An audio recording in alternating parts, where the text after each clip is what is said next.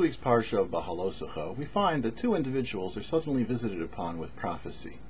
Their names were Eldad and Medad. How is it that they got this gift? Moses was instructed by the Almighty to appoint 6 members from each tribe, and from those 72 people, take 70 people to become elders. That would mean that 2 of the 72 would not be. They would be disqualified. What they did was they made a lottery. They put 72 pieces of paper in a basket. 2 of the pieces of paper were blank. 70 said elder.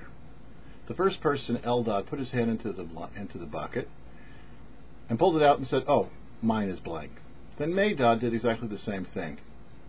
Neither one of theirs was actually blank. But they didn't want to have anybody feel hurt that they had the opportunity to be on the first Sanhedrin, the first great tribunal, to be a consort to Moses. And so they gave up that.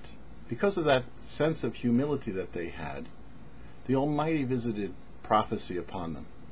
What did they prophesy? They prophesied that the Jews were going to spend 40 years in the desert, that Moses was not going to go into Israel, and that Joshua would take over as leader.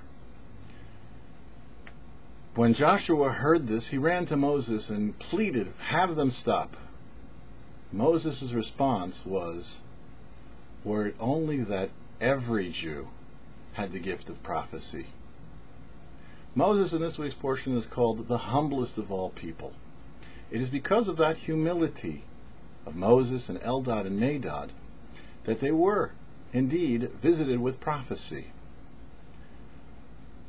Nowadays we have no prophets, but we're still told that the Almighty appreciates when people are humble, when we look to others and see what it is that we can learn from them. Indeed, in Ethics of Our Fathers it says, "Be as one who can learn from every person," because everyone, regardless of whom, has something to teach you.